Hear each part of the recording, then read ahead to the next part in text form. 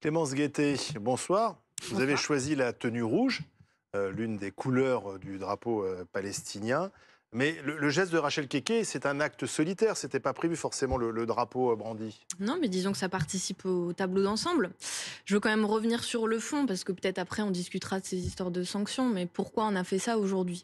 Parce que la semaine dernière, il y a eu un geste symbolique, parce que ça fait des semaines et des semaines qu'on pose des questions au gouvernement sur la situation à Gaza, parce qu'il y a 1,7 million de personnes qui sont déplacées, parce qu'on en est à plus de 36 000 morts, parce qu'on voit tous et toutes ces images extrêmement choquante, ce que dit Rachel à l'instant, les corps des enfants qui sont calcinés, les humanitaires, les journalistes qui sont tués, et qu'on voit que le gouvernement ne nous répond pas parce que le président Macron ne veut rien faire. Parce que c'est ça la situation aujourd'hui. Même, il a demandé au Hamas d'accepter le cessez-le-feu. Après, la France a peut-être un rôle assez secondaire dans l'histoire de ce conflit. Non mais la France est une grande nation diplomatique qui a un rôle historique, y compris dans ce conflit et dans cette zone-là. Et on a aujourd'hui la honte en réalité à l'international parce que la voix de la France est silencieuse. Pourquoi elle l'est? Parce que Macron... Vous pensez que la France peut arrêter le conflit? La France pourrait reconnaître l'État palestinien. Vous avez vu le nombre d'États européens qui l'ont reconnu? Symboliquement, ça pèse. Je vous assure que c'est comme ça qu'on fait avancer des situations et qu'on participe à mettre des pressions. Est-ce que ça a changé quelque chose depuis que l'Espagne et la Norvège ont reconnu l'État palestinien? La guerre s'est arrêtée? Et vous le savez comme moi que non. Malheureusement, la guerre ne s'est pas arrêtée. Il y a encore des dizaines de gamins qui sont morts cette nuit. Donc ça ne sert à rien. Sauf que la France a un rôle. Elle peut faire des sanctions économiques au niveau européen. Et il y a des élections européennes en ce moment. C'est pour ça qu'on se bat aussi pour la question de la paix pendant les élections européennes. Parce que la question de Gaza, c'est une question européenne. On pourrait suspendre l'accord d'association économique avec Israël. Il y a des leviers d'action. Sinon, on se réduit nous-mêmes à l'impuissance. Et ça n'est pas ça la politique. C'est pour ça qu'on a fait ça aujourd'hui. Il faut transformer l'Assemblée nationale en grand bazar? Ça n'est pas le bazar. Oh bah si. Qui fait du tumulte? Pourquoi mon collègue Sébastien Delogu a été sanctionné? C'est l'extrême droite et la droite qui ne supportent pas que la semaine dernière il ait brandi un drapeau palestinien. Pourquoi ils ne le supportent pas? Vous pensez vraiment que c'est parce que c'est interdit qu'ils ne le supportent pas? C'est en tout cas ce que la présidente de l'Assemblée nationale pense, puisqu'elle a sanctionné votre collègue. Oui, tout à fait. Elle est dans son rôle, Yael Braun-Pivet? Elle fait respecter le règlement, mais comme vous le voyez, c'est à géométrie variable. Alors c'est une bonne question. Peut-être que la pétition à 200 000 signatures qui demande la démission de Mme Braun-Pivet l'a fait réfléchir. Peut-être qu'elle s'est rendue compte qu'elle avait surréagi. Parce que en réalité, il y a déjà eu des drapeaux qui ont été brandis. Il y a quelques années, je crois que c'était un macroniste, quelqu'un qui avait dit « La France tue au Yémen, aucune sanction ». Et sur d'autres sujets beaucoup moins nobles, et honnêtement, là, on est pour la paix, on est pour la dignité d'un peuple, on se bat pour que cesse la barbarie et pour que cesse... Madame Braun-Pivet de parti pris? C'est pas ce que je suis en train de vous dire. Non, mais je vous pose la question. De toute évidence, ça l'a fait surréagir. Parce que quand M. Révérotte, par exemple, fait un salut nazi, il n'est pas sanctionné. Et comment vous l'expliquez? Pourquoi elle surréagit sur cette question? Moi, je n'ai pas à expliquer le comportement de Mme Braun-Pivet. C'est elle qui doit expliquer pourquoi M. De Fournas, le raciste qui dit qu'il retourne en Afrique à mon collègue Carlos Martins Bilongo, a la même sanction que mon collègue Sébastien Delogu, qui au moment d'un massacre avec 40 000 morts, montre un drapeau. Elle aurait pu le rappeler à l'ordre, reprendre l'objet et terminer. Nous ramènerons cette question à chaque fois qu'il le faudra dans l'émission. Donc mardi prochain, il y aura encore un incident? Il y a des QAG depuis des semaines, donc c'est pas un incident. C'est pas un incident. Non mais Rachel Keke a dit que le drapeau palestinien sera brandi chaque semaine. Mais vous verrez bien. Chaque semaine, il y aura donc une suspension de séance. Vous verrez bien, mais en tout cas, nous ne nous tairons pas. Il y a eu des convocations pour apologie du terrorisme. Il y a des gardes à vue à chaque fois qu'il y a des manifestations dans ce pays. Les premières sur la Palestine, elles étaient interdites pendant qu'en Espagne, il y avait des milliers de gens dans la rue. Et aujourd'hui, on nous met le règlement de l'Assemblée nationale sur la tête. On ne se taira pas. Alors, monsieur le député Rodwell, vous aviez pris le parti de l'écharpe tricolore. J'ai une question pour Clémence Guettet. Nous aussi, on l'a porté, l'écharpe tricolore. Hein. Ça n'est pas incompatible. Guettet va me laisser parler. Allez-y. Ça, c'est ce que j'ai dit. On verra bien. J'ai une question. Ah bon? Si vraiment vous voulez apporter une solution à la question palestinienne et au conflit actuellement, pourquoi n'apportez-vous pas un soutien au président de la République qui appelle à un cessez-le-feu immédiat? Il ne fait Pourquoi rien. n'apportez-vous pas un soutien au président de la République qui appelle... Vous savez que vous n'avez jamais tweeté sur le cessez-le-feu. Jamais. Contrairement à vous. Bien sûr que j'ai tweeté sur On a le l'impression que vous ne cessez-le-feu. tweetez Tous les que sur ça. parlementaires devraient avoir tweeté sur le l'attaque cessez-le-feu. terroriste du 7 C'est octobre. faux, monsieur. Eh ben, C'est malheureusement, faux. j'ai réalisé. Et vous n'avez jamais dit cessez-le-feu. Pourra aller voir. Civil palestinien. Attendez, Madame Guettet, Madame Guettet. Ici, on n'est pas à l'Assemblée nationale. de leçons à monsieur Rodwell, qui est un lâche et qui n'a rien à dire sur cette question. Madame Guettet, on n'est pas à l'Assemblée. Pas de leçons. Madame, on n'est pas à l'Assemblée ici, chacun s'écoute. S'il vous plaît. Moi, je vous le dis assez tranquillement. Je pense Mais moi que aussi, tout je vous le dis bazar- tranquillement. Bah, après, vous venez de traiter de lâche, c'est tranquille ça? Oui. Tout le bazar que vous mettez à l'Assemblée nationale, c'est qu'une chose, c'est la panique électorale dans laquelle vous êtes. Moi, je pense que vous êtes en train ridicule. d'être Votre dépassé, Premier ministre débarque pour sauver votre tête de liste avec un geste machiste. Vous qualifiez vous-même dans les couleurs de l'Assemblée, admettez-le, ces manifestations de carburant électoral. Et vous êtes paniqué à l'idée d'une chose, c'est d'avoir votre liste effondrée. Dans quelques jours, vous avez vous-même mentionné Monsieur Rodwell. à l'instant les élections Vous devriez européennes. avoir honte. Vous parlez d'humanité ? Oui. Vous avez refusé de qualifier les attaques terroristes du Hamas. Vous parlez d'humanité ? Nous avons demandé la Je pense libération que la panique des électorale otages vient dès d'une le chose, premier c'est que vous avez qualifié, si vous voulez, le Hamas de mouvement de résistance, plutôt que de groupe terroriste. Vous êtes un menteur. Vous avez sur votre liste Rima Hassan qui a qualifié l'action du Hamas comme étant légitime. Je dois me faire insulter combien de temps? Non, mais vous avez vous-même déclaré... Parlez de l'action du président, vous êtes dans la majorité. Vous avez déclaré vous-même, dans votre groupe, que l'action de Stéphane Séjourné était pilotée par le CRIF. Ça, toutes ces déclarations, vous allez devoir les assumer. Et malheureusement, votre stratégie de bazar dans l'Assemblée nationale ne fonctionnera pas. Très calme. Nous verrons ça dimanche. Monsieur Rodwell, est-ce que la présidente Yaël Braun-Pivet... Il y a une position à tenir, attendez, est-ce que Madame Yaël Braun-Pivet finalement ne fait pas le jeu justement des insoumis dans une surréaction de sanctions? Parce que finalement, on voit que ça recommence une semaine après. La sanction n'a pas finalement été efficace, puisqu'une semaine après... Il y a beaucoup effectivement de députés de la France Insoumise qui considèrent que c'est un jeu. Moi, je considère qu'il y a deux piliers à notre action. Un, cessez-le-feu immédiat. Je déplore que vous n'apportiez pas de soutien à cette position. La deuxième chose, et là encore, la libération des otages. Vous n'avez pas eu un mot pour les familles des otages, notamment des otages français qui sont détenus par un mouvement que vous et votre groupe avez qualifié de mouvement de résistance et non pas de mouvement terroriste. Un menteur. Vous êtes une honte pour notre République. Bon, alors et là, je pense que c'est ce que qualifie l'événement que vous avez aujourd'hui. Nella Latrousse, on est donc la spectateur de ce qui se passe à l'Assemblée depuis maintenant une semaine. Ça va continuer de nous dire Rachel Keke. Est-ce que c'est lié aux élections européennes? Est-ce que ça ne va pas se calmer après le scrutin? Là, on est dans une surenchère de fin de campagne électorale. C'est sûr que le climat électoral ne contribue pas à pacifier les esprits. Ça, de ce point de vue-là, je pense qu'on pourrait peut-être obtenir un accord des deux côtés de cette table sur ce point-là. Ensuite, puisque la réponse sur Yaël Braun-Pivet n'a pas été apportée, moi je trouve que Yaël Braun-Pivet, en réalité, a mis le doigt dans un engrenage infernal. Parce que la réaction de la semaine dernière, quasi épidermique de la présidente de l'Assemblée nationale, fait que, précisément, maintenant, on va se poser la question de la systématicité de la sanction. Et puis, dès lors qu'un député aura eu un mot plus haut que l'autre, on dira, pourquoi est-ce qu'un drapeau, c'est 15 jours d'exclusion? Pourquoi est-ce qu'une insulte, c'est moins? Pourquoi est-ce que... etc. Donc, je pense qu'elle s'est mise dans une position qui est intenable et que l'on a vu, en réalité, tout à l'heure, au moment de la séance, puisque, initialement, elle ne souhaitait pas suspendre la séance, ce qu'elle avait fait automatiquement la semaine dernière. Il a fallu que le Rassemblement national se lève pour réclamer précisément que se produise exactement la même sanction que la semaine dernière, pour qu'elle se retrouve à suspendre la séance, convoquer les présidents, dire rappel à l'ordre, mais on verra plus tard pour la sanction. Je pense qu'elle s'est mise dans une position extrêmement compliquée. Très honnêtement, ça ne tient pas qu'à la question du drapeau palestinien. Globalement, lorsqu'on discute avec des députés, sa présidence est interrogée, y compris au sein de votre groupe, Monsieur Rodwell, au sein de Renaissance. Je vais vous laisser rebondir, je vais finir mon propos. Cela dit, la question de globalement ce qu'on a le droit de faire ou pas dans l'hémicycle, si on veut élargir un peu, elle s'est posée aussi à chaque mandature. J'ai le souvenir de Jean Lassalle en gilet jaune, on avait considéré que c'était une expression politique qui était pas... Qui avait même chanté. Dans des mandatures précédentes, un député communiste, ancien ouvrier, était arrivé en bleu de travail. Pareil, ça avait fait pas mal couler d'encre. Donc, de ce point de vue-là, j'ai envie de dire que c'est un débat qui est un peu vieux, qui, là, arrive sur un sujet qui est extrêmement aussi clivant. Mais là, c'est politique, c'est au-delà de la forme. Là, qui est extrêmement clivant, mais la question qui se pose... Et dont la France n'a pas forcément la clé de ce problème aussi, c'est ça, c'est que Emmanuel Macron, il peut demander le cessez-le-feu. La France seule...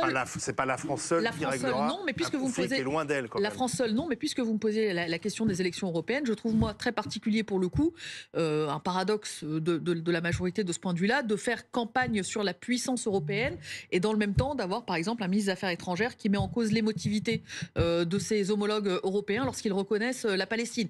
De ce point de vue-là, il n'y a pas de position commune européenne. Oui, mais il dit, nous, on ne réagit pas sous le coup de l'émotion. De ce point de vue-là, je trouve qu'il y a un petit paradoxe. Par rapport à ce que vous citez, premier point sur Yaël Braun-Pivet. Est-ce que le sujet, c'est Yaël Braun-Pivet ou est-ce que le sujet, c'est que l'abus est systématique depuis 2 ans dans cet hémicycle, porté par le même groupe? C'est-à-dire que les incidents qui ont lieu et les sanctions qui sont données, elles sont bien données à des incidents.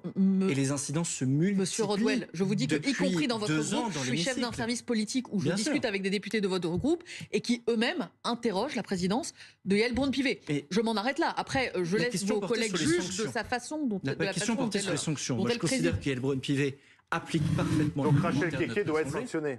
Bien sûr. La même sanction que M. Delogu. Mais il est évident qu'elle doit être sanctionnée de la même manière. D'accord. Moi, je ne comprendrais pas qu'elle ne le fasse pas. Denis, que pensez de ce qui se passe à l'Assemblée chaque semaine maintenant? Tout à l'heure, vous avez dit on est spectateur de ce qui se passe à l'Assemblée nationale.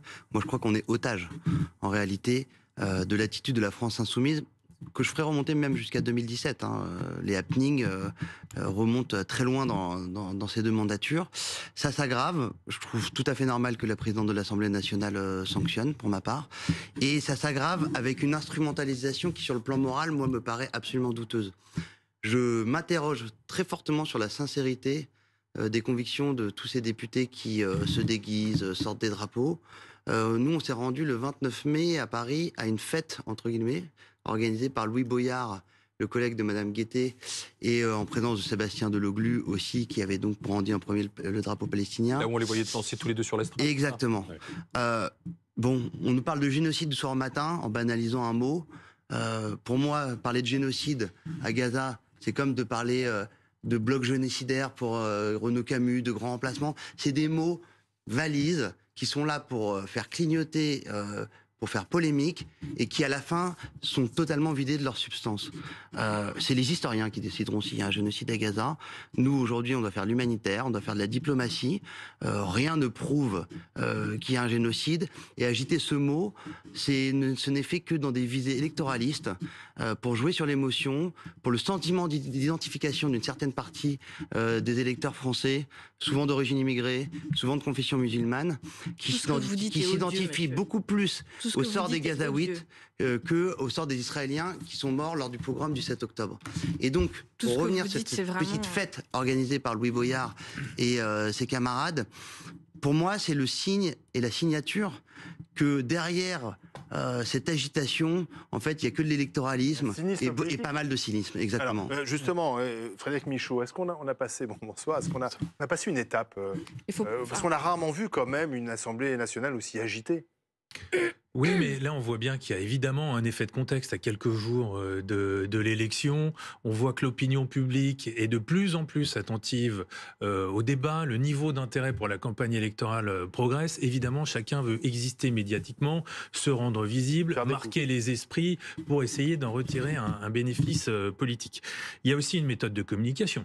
Et qui marche puisque nous en parlons, qui consiste à scandaliser, à créer des happenings pour obtenir une tribune, pour prendre la parole. Et puis il y a un sujet de fond, qui est le sujet de la guerre entre Israël et le Hamas. C'est un sujet de préoccupation qui est vraiment en bas de tableau des enjeux qui compteront pour les Français au moment de voter. C'est le dernier enjeu. Mais pour les électeurs de la France insoumise, c'est un enjeu beaucoup plus important. Donc là, il y a peut-être une stratégie pour mobiliser sa base électorale. Et puis aussi, il y a une stratégie politique très claire qui consiste à faire avancer ces sujets et à les mettre au cœur du débat politique, à nouveau à quelques jours d'un scrutin majeur. Eh bien, on va continuer d'en discuter dans un instant avec André habillé aux couleurs de la Palestine. Ça a été le cas. Ce à quoi la majorité, l'opposition, essentiellement LR et Rassemblement National, ont sorti les écharpes tricolores. Et puis il y a eu le drapeau palestinien brandi dans l'Assemblée par Madame Rachel Keke. Suspension de séance. Voilà, je vous ai résumé le film. Alors on s'interrogeait sur pourquoi de nouveau ce happening. Ce sera fait toutes les semaines. C'est ce qui a été dit par Rachel Keke pour ne pas qu'on oublie la Palestine, pour obtenir un cessez-le-feu et pour que la France fasse pression. Laurent Neumann. Oui, alors moi je vais vous dire, quand j'ai vu les députés de la France Insoumise, et je parle sous le contrôle de Clémence Guettet, quelques députés également écologistes arriver aux quatre couleurs du drapeau palestinien, je me suis dit voilà, ça au moins c'est intelligent. Ils se sont fait sanctionner la semaine dernière parce qu'ils brandissaient un drapeau. Et ben là on peut pas les sanctionner, tout le monde a le droit d'être habillé correctement comme il veut, mais au moins le message il est clair. J'ai trouvé ça intelligent. Manque de chance, il y a une députée qui à nouveau brandit le drapeau, ce qui veut dire les sanctions on s'en fiche, le règlement on s'en fiche. Mais j'avais trouvé ça intelligent. Deuxième chose, moi, le drapeau dans l'hémicycle... Rachel Keke a un peu gâché le coup de com'. De mon point de vue. Deuxièmement, le drapeau, moi, dans l'hémicycle, je vais vous étonner, mais ça ne me choque pas. Je prends acte que c'est interdit, mais ça ne me choque pas. En revanche, ce qui me choque... C'est pas une AG je vais vous dire, on est à l'Assemblée nationale, quand même. Je vais aller jusqu'au bout de mon raisonnement. Ce qui me choque, c'est même pas qu'on porte le drapeau palestinien dans l'Assemblée. C'est que les mêmes n'ont pas pensé à venir avec un drapeau israélien le 8 octobre au matin.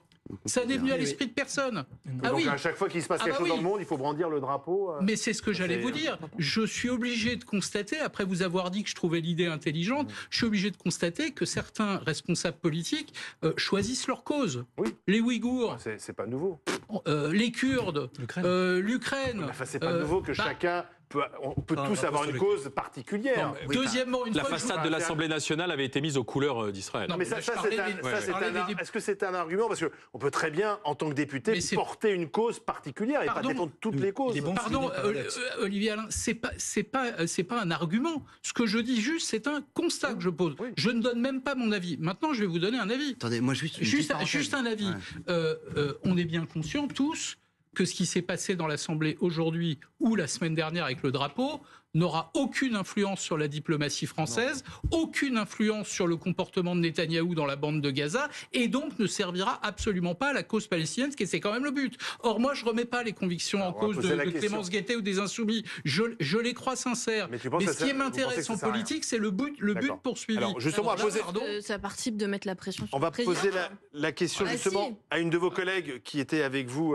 Elle est écologiste. Donc, il n'y avait pas que des Insoumis, il y avait aussi des écologistes et des communistes habillée aux couleurs du drapeau palestinien. C'est Sabrina Sebaini qui est avec nous. Bonsoir, députée écologiste des Hauts-de-Seine. Pourquoi avoir participé, alors je ne sais pas comment l'appeler, vous avez le kéfier d'ailleurs avec vous, palestinien, pourquoi avoir participé à ce coup de com', ce coup d'éclat, cet happening ?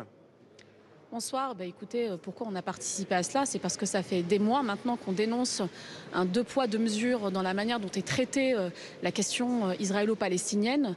On le voit bien, que ce soit au niveau des médias, que ce soit au niveau de l'Assemblée nationale au début, avec ce soutien inconditionnel au gouvernement israélien. Et depuis des mois, on le dit, on le dénonce, on le répète.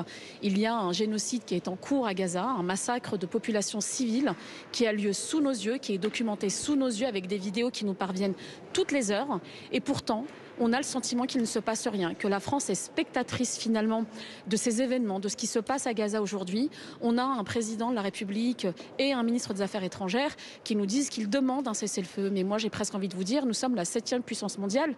Nous demandons un cessez-le-feu, mais nous devrions obtenir un cessez-le-feu. Nous devrions mettre en place des sanctions économiques. Nous devrions dénoncer les accords.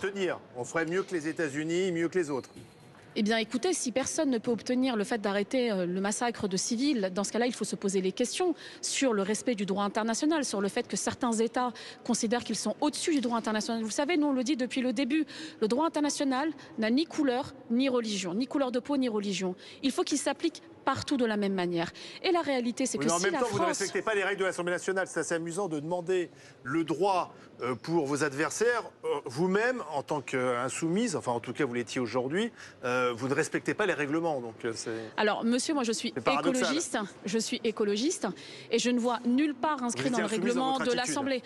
Je ne vois nulle part inscrit dans le règlement de l'Assemblée nationale le fait de ne pas venir habiller dans une couleur de mes vêtements. Donc je pense que je suis libre de m'habiller de la manière dont je le souhaite. Si aujourd'hui il fallait envoyer un signal en tant que symbole de ces couleurs du drapeau palestinien pour apporter notre soutien à ce peuple palestinien, vous savez, les Palestiniens regardent énormément ce que fait la France. Ils sont attentifs par rapport à ce que dit et ce que fait la France. Ils attendent de la France énormément de choses. La France n'est pas un petit pays. La France est une grande nation qui peut impulser des choses, qui a eu une voix singulière sur le conflit israélo-palestinien pendant des années. Cette voix singulière qu'elle a perdue, moi je l'ai dit, la diplomatie française a perdu sa singularité, a perdu sa voix au Proche-Orient et c'est plus que regrettable. Mais surtout, ce qui est plus que regrettable, c'est que vous me parlez du règlement de l'Assemblée nationale. Moi, je vous le dis, il n'y a pas de règle concernant la couleur de nos vêtements. Par contre, vous ne parlez pas de ceux qui violent allègrement le droit international depuis des mois et pour lesquels vous n'avez pas un mot. Donc moi, j'aimerais entendre fermement la France se positionner sur des sanctions contre un gouvernement qui se pense au-dessus du droit international, qui se pense au-dessus des règles, au-dessus des lois et qui massacre impunément des civils depuis 8 mois. Monsieur le député Rodwell. Pour réagir aux propos de ma collègue, j'ai une question pour elle. est-ce que vous considérez que le Hamas mène une action légitime ? Mais moi, je ne considère pas que le Hamas mène une action légitime. Je l'ai dit. On a condamné. Vous appartenez à l'alliance de la NUPES avec un groupe qui défend que le Hamas est un mouvement de résistance. Alors, monsieur, vous utilisez les mêmes arguments. Je vous l'ai dit 10 fois. On va reprendre sur ce sujet. Vous utilisez les mêmes arguments que le ministre qui ne répond jamais à nos questions. Déclare que le Hamas mène une action légitime. J'aimerais comprendre votre position très clairement sur cette question. Est-ce que vous êtes pour la reconnaissance d'un État palestinien? Nous aussi, on peut vous poser des questions. Mais je suis très à l'aise sur le sujet. Immédiatement. Pourquoi les autres pays? Pourquoi l'Espagne l'a fait? Nous reconnaîtrons l'État palestinien au moment venu. Pourquoi? C'est quoi le moment venu? C'est combien de morts le moment venu? Monsieur Rodwell. Pourquoi Monsieur Rodwell, c'est combien de morts palestiniens? Honnêtement, je comprends que vous vous énerviez. C'est insupportable. Vous n'avez aucun argument contre ça.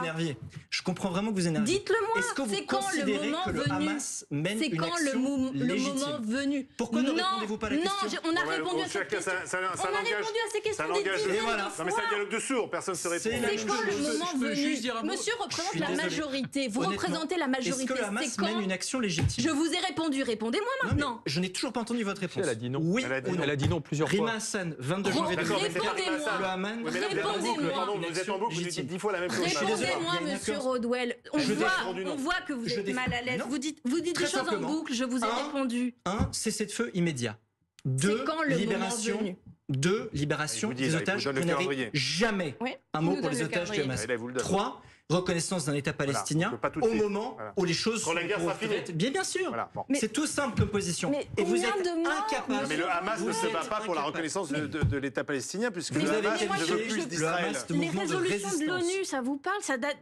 Mais ça n'a rien à voir avec ce conflit. Non mais d'accord. Clémence Guettet, pardon, mais vous mélangez tout. Non, je ne mélange pas tout. Le Hamas n'a pas attaqué. Je ne vous parle pas du Hamas, je vous parle des Palestiniens qui meurent. Ce sont des gamins, ce sont des civils. Ce ne sont pas des combattants du Hamas, les enfants. Vous vous rendez compte de ce que vous dites? Mais non, mais c'est. En fait, vous n'entendez pas ce que vous dites. À votre avis? Non, mais attendez, il n'a pas. Vous voyez la manière de conflictualiser il a dit que la reconnaissance, ça sera après la fin du conflit. Après, vous êtes d'accord ou pas, mais il vous a répondu. D'accord, le conflit il dure depuis 70 ans. Excusez-moi, mais qui est en boucle? 1. Cessez-le-feu immédiat. 2. Libération des otages pour lequel vous n'avez jamais un mot. Nous l'avons toujours dit, monsieur Rodwell, ça fait 10 fois que vous le dites. Je ne vous laisserai pas vous dire vos mensonges en boucle. Alors, s'il vous plaît, puisque ça ne va pas avancer entre tous les deux, je voudrais qu'on revienne 2 secondes vers votre collègue Sabrina Sebaï. Madame Sebaï, simplement, je voudrais savoir, s'il vous plaît, Madame Guettet, monsieur. C'est fou, en fait. Monsieur Rodwell, s'il vous plaît, 2 secondes. Je voudrais qu'on aille au Palais Bourbon parce que je vois avec votre kéfier, y a-t-il eu aussi un incident kéfier? C'est-à-dire que certains qui portaient un kéfier en châle ou comme vous autour du cou ont été empêchés d'entrer dans l'Assemblée nationale, dans l'hémicycle. Écoutez, moi, ce qui est certain, c'est qu'effectivement, on m'a indiqué que je ne pouvais pas rentrer dans l'hémicycle avec mon kéfier. L'idée n'était pas de créer un incident de séance ni quoi que ce soit d'autre. Je pense que la cause palestinienne mérite vraiment qu'on s'y attarde et qu'on respecte finalement la voix des Palestiniens. Donc moi, je ne l'ai pas porté à l'intérieur de l'hémicycle, mais il y a d'autres personnes qui le portaient sans aucun problème. Je n'ai pas été ennuyée par cela. Par contre, je voudrais revenir à la question de la personne qui m'a interrogée sur la question du Hamas. Moi, j'aimerais lui demander si lui, il estime aujourd'hui que l'action menée par l'armée israélienne par Tsahal est légitime et que c'est finalement proportionné par rapport à ce qu'il s'est passé. Moi, je ne veux pas entendre que finalement 35 000 victimes... Contrairement à vous, je suis capable de répondre très tranquillement à cette question. Oui, mais je pense qu'appeler à un cessez-le-feu immédiat... Avec un mouvement qui a qualifié le Hamas de mouvement de résistance. Je pense qu'au-delà d'appeler à un cessez-le-feu immédiat, vous avez plein d'autres actions à mettre en œuvre que vous n'avez jamais activées. J'aurais aimé vous voir saisir la CPI comme vous l'avez fait pour la Russie. J'aurais aimé vous voir demander des sanctions financières comme vous l'avez fait pour la Russie. J'aurais aimé vous entendre demander un mandat d'arrêt contre M. Netanyahou comme vous l'avez fait contre M. Poutine. Vous ne l'avez jamais fait. Vous êtes des observateurs passifs. Vous êtes des observateurs passifs aujourd'hui. Et c'est le drame de la diplomatie française. Je n'ai rien compris à votre position. Merci 2 secondes. Le temps pour nous de regarder aussi ce qu'a écrit Jean-Luc Mélenchon il y a quelques jours. Sur son compte Instagram, Jean-Luc Mélenchon, contrairement à ce que dit la propagande de l'officialité, ce sont les termes qu'il emploie, l'antisémitisme reste résiduel en France, il est en tout cas totalement absent des rassemblements populaires. Ce à quoi Sandrine Rousseau, la députée Europe Écologie Les Verts, a répondu un petit peu plus tard. L'antisémitisme n'est pas résiduel, il explose. Madame Sebaï, est-ce que vous êtes d'accord avec la réponse de Sandrine Rousseau ? Ah, elle n'est plus là, Madame Sebaï. Qu'est-ce que vous en dites, Madame Guettet? La note de bloc de Jean-Luc Mélenchon, elle est très claire. Elle parle d'une confusion qu'il y a dans le débat public. Et le fait que nous ne confondons pas... Il parle d'antisémitisme résiduel. Hein. Oui, le terme, c'est ça qui choque. J'y viens, je vais y venir. Nous ne confondons pas les Juifs de France et la politique menée par M. Netanyahou. De la même manière que nous ne confondons pas les Israéliens avec la politique de leur gouvernement d'extrême droite. Il y a même des manifestations en Israël. Monsieur, vous n'êtes pas l'intervieweur de cette... Je suis désolé, la question est simple. Non, mais j'y arrive. L'antisémitisme est irrésiduel en France. Ce que dit Jean-Luc Mélenchon, il parle des rassemblements populaires. Parce qu'il y a eu une confusion sur le fait que si nous manifestions pour Gaza, c'est que nous serions antisémites. Cette accusation, elle est proférée depuis des mois et elle est inacceptable. Le nombre de chiffres, qui est variable selon d'ailleurs les sources, montre qu'il y a une augmentation des actes antisémites. Plus 1000%. Et je vais vous dire quelque chose. Plus 1000%. Plus 1000%, plus 3% selon le gouvernement. Je vais vous dire une chose. Le premier acte antisémite est un acte de trop. Nous avons toujours été extrêmement clairs. Mais pourquoi le relativiser? Résiduel, ça veut dire qu'il persiste, qu'il reste. Alors que nous cherchons à lutter contre. Vous le savez très bien. Non, ça ne veut pas dire ça. Si, vous le savez très bien. Monsieur Michaud, tout à l'heure, vous avez parlé de la base électorale des Insoumis en disant qu'il y avait sans doute une stratégie à quelques jours du scrutin pour essayer peut-être de récupérer des voix. Peut-être les jeunes qu'on voit se mobiliser d'ailleurs dans les manifestations pro-palestiniennes, peut-être aussi les quartiers, etc., où il y a parfois une identification à ce qui se passe à Gaza. Mais cette base électorale est-elle si importante que ça ? Alors, dans les intentions de vote, selon les instituts, entre 6, 7,5% des Français aujourd'hui déclarent avoir l'intention de voter pour la liste de la France Insoumise dimanche, ce qui lui permettrait d'assurer... Parfois 9 même. Oui, parfois un peu moins aussi, selon les instituts. Voilà, on a une fourchette qui permettrait en tout cas d'assurer une représentation de la France insoumise dans le Parlement européen. Mais ce qui est intéressant de noter, on parlait tout à l'heure des enjeux qui intéressent le plus les Français et les électeurs de la France insoumise. Quand on regarde la hiérarchie des enjeux, bon, évidemment, le conflit entre Israël et le Hamas est un enjeu important pour cet électorat, mais il est beaucoup moins important que d'autres enjeux. Évidemment, la question du pouvoir d'achat est première chez les Français, elle est encore plus élevée auprès des électeurs de la France insoumise. La hausse des prix, la question des inégalités sociales, la question de l'environnement. Attendez, laissez finir Monsieur Michaud, la question donc de la hausse des prix, du pouvoir d'achat. Il y a toute une série de questions, au moins 4 ou 5 enjeux qui, d'après les Français et d'après vos électeurs, apparaissent comme étant plus importants en hiérarchie. Ça ne veut pas dire que dans l'absolu, évidemment, le conflit entre Israël et le Hamas n'est pas important, mais quand on les met en concurrence, ces enjeux-là, ces enjeux socio-économiques, sont plus importants que ce qui se passe aujourd'hui au Moyen-Orient, selon les électeurs de la France insoumise que nous avons interrogés. On a plus entendu Rima Hassan que Manon Ombry pendant cette campagne. Enfin, absolument. Écoutez les débats de cette campagne. C'est quand même... voulu, Manon Aubry, elle fait 2 meetings par semaine. Elle fait des débats dans lesquels elle est brillantissime. Elle porte des propositions. Peut-être que médiatiquement, vous en avez davantage parlé, mais Manon Aubry, elle porte des propositions contre le libre-échange, pour le blocage des prix, contre la corruption. Il y a de multiples raisons de voter pour nous le 9 juin. Juste quelques remarques. D'abord sur antisémitisme résiduel. Quand il y a 1000% d'augmentation des actes antisémites en France, dire cela, c'est ou être sourd et aveugle, ou alors faire de la provocation, je vous laisse choisir.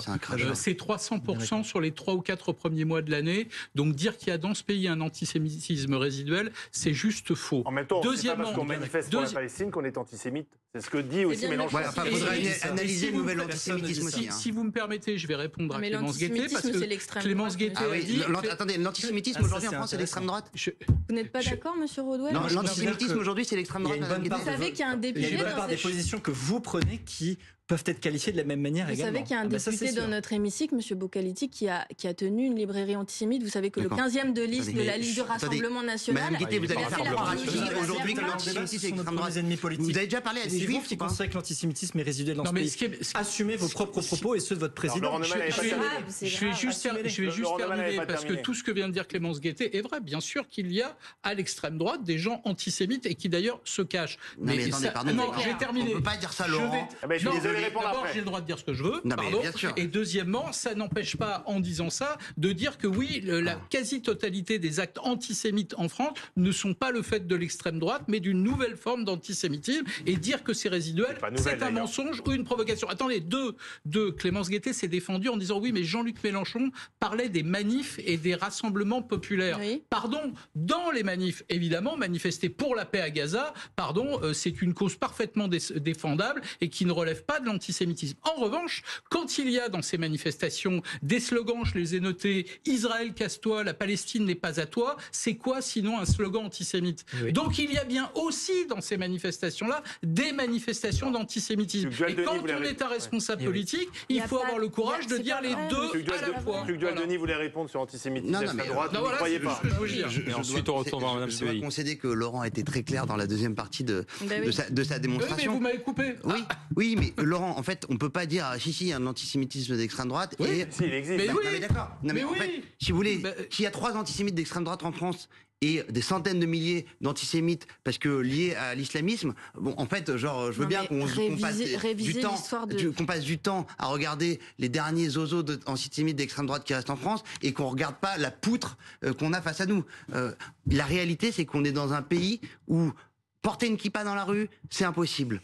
Aller chercher des enfants dans des écoles juives, c'est dangereux. Faire ses courses dans des magasins cachers, c'est extrêmement compliqué aussi. Moi, je suis d'une génération où, je suis désolé, l'antisémitisme, c'était quelque chose d'absolument sacralisé dans le débat public comme étant devant rester derrière nous. Je veux dire, voilà, la Seconde Guerre mondiale était passée par là.